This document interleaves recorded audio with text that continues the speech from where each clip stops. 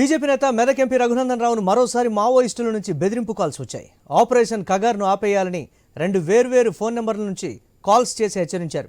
ఇప్పటికే AP Maoist committee ఆదేశాల మేరకు 5 బృందాలు రంగంలోకి దిగాయని వారు ఫోన్లో తెలిపారు.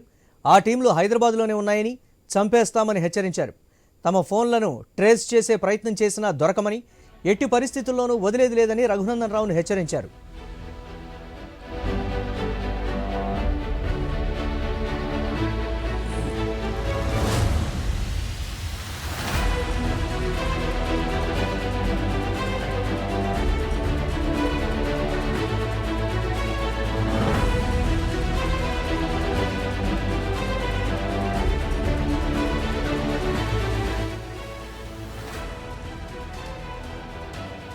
ఎంపీ రఘునందన్ రావుకు ఈ నెల 23నే తొలిసారి బెదిరింపు కాల్స్ వచ్చాయి.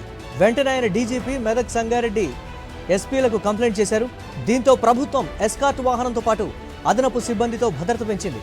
2 రోజుల క్రితం కాలికి శస్త్రచికిత్స చేయించుకున్న ఎంపీ రఘునందన్ ప్రస్తుతం విశ్రాంతి తీసుకుంటున్నారు.